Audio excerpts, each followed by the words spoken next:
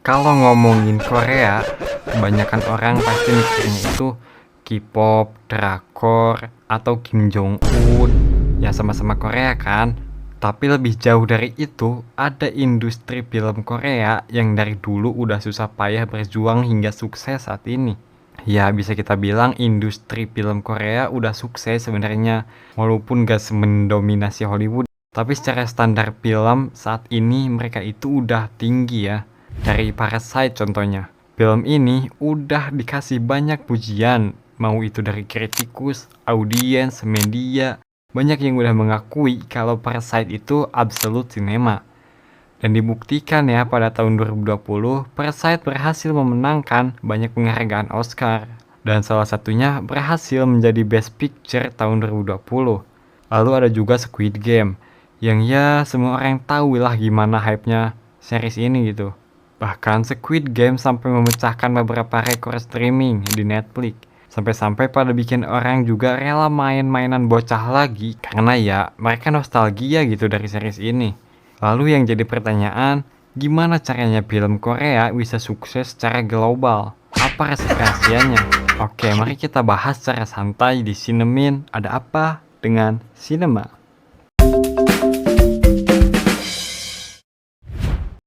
Film Korea tentunya gak sukses secara instan ya. Gak tiba-tiba meledak gitu aja. Mereka udah lama bangun pondasi dengan berbagai cara dan yang paling kuatnya adalah lewat kebijakan pemerintahan pada tahun 90-an.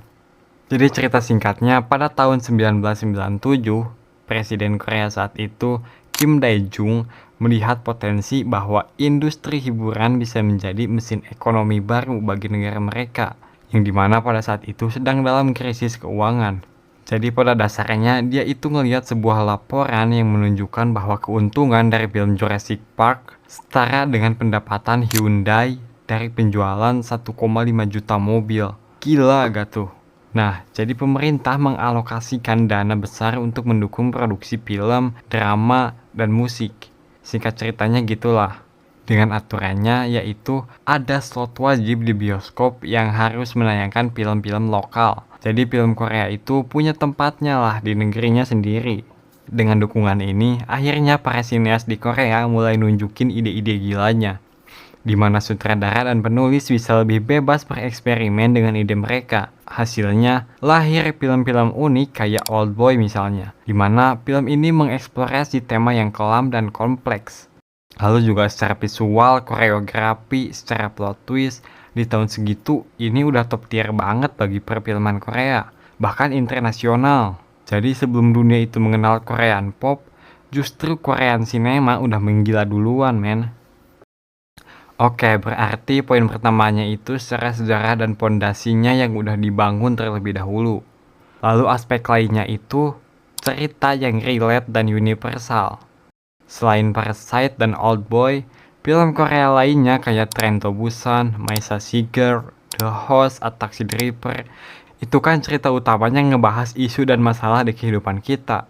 Mau itu dari sisi sosial, politik, psikologi, eksplorasi temanya itu masih deket dengan kehidupan manusia secara universal, bukan hanya untuk orang Korea aja gitu.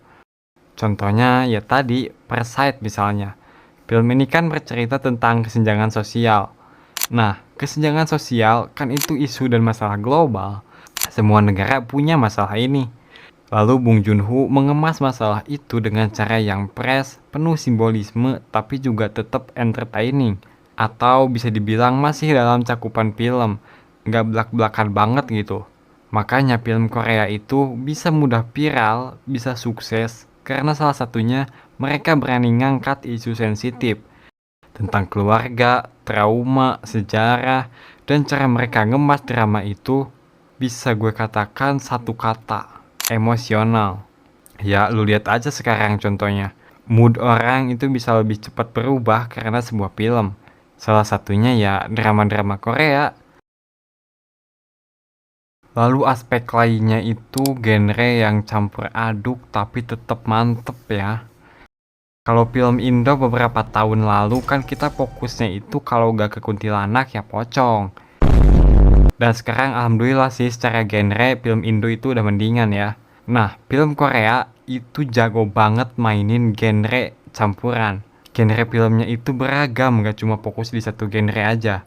Bahkan ada yang satu film itu bisa bikin lo ketawa, nangis, takut, sampai otak lo ngebul hanya dengan 2 jam. Apa ya contohnya? Jangan preset mulu lah ya. The Host misalnya. Film ini itu kan genre utamanya tentang serangan monster lah ya. Tapi ada juga secara politiknya, secara satirnya, ada komedi gelapnya. Kayak contohnya kritik terhadap Amerika. Monster dalam film ini diciptakan karena militer AS itu membuang bahan kimia berbahaya ke sungai. Secara tidak langsung, ini itu kan nyindir kehadiran dan dampak militer AS di Korea Selatan. Terus ada juga sisi emosionalnya, dari gimana drama permasalahan di keluarga ini. Lalu juga ada bumbu thrillernya. Film ini kan cukup intens lah ya, dengan ada adegan kejar-kejaran, ketegangan, ancaman. Jadi dalam satu film itu genrenya bisa bervariasi dan eksekusinya cakep. Ya sebenarnya film Indo juga bisa ya kalau cuma campur adukin berbagai genre dalam satu film. Tapi pertanyaannya, secara eksekusinya cakep gak bos?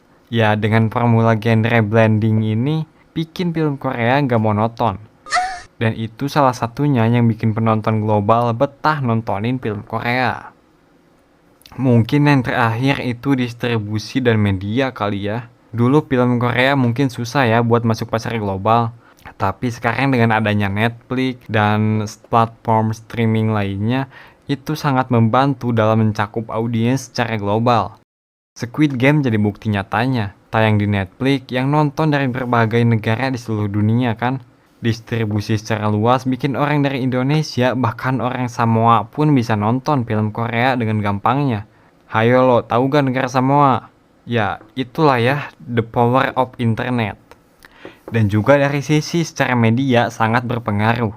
Kayak Twitter, TikTok, Instagram, media informasi yang mudah diakses itu menjadi easy marketing bagi film Korea untuk mencakup audiens secara luas. Apalagi film Korea itu udah punya fans besar dari berbagai negara. Jadi ketika mereka rilis film, ya dibantu promosi juga dengan fans-fans Korea ini. Jadi selain kualitas, timing juga penting. Dan Korea selalu berhasil datang di momen yang tepat. Terus apakah film Korea bakal mulai kehilangan penontonnya di masa depan? Kayaknya nggak bakal sih. Dengan ekosistem Korea yang udah solid, film Korea masih punya banyak amunisi buat bersaing di kancah global. Apalagi dibantu dari segi industri lainnya kayak K-pop, tren Korea, makanan Korea, opa Korea. Malahan ini bakal menjadi fondasi yang sangat kuat bagi Korea buat bersaing dengan Hollywood kayaknya. Apalagi dengan generasi baru dari Korea yang mulai dapat spotlight internasional. Bisa jadi beberapa tahun kemudian, Oscar atau festival film besar bakal makin sering dipenuhi film dari Korea. Jadi kesimpulannya itu, kenapa film Korea bisa sukses secara global? Ya dari poin-poin tadi, yaitu secara sejarah dan pondasinya yang dikuatin dulu. Terus secara ceritanya yang universal. Lalu juga berani untuk campur aduk genre, gak hanya fokus di satu atau dua aja. Dan pemanfaatan secara baik dari segi streaming dan media informasi. Jadi siap-siap aja karena Korea akan menginvasi kita lewat media. Ya, sebagai penutup seperti biasa, terima kasih udah denger yapingan gua. Dan sampai jumpa di pembahasan Sinemin selanjutnya.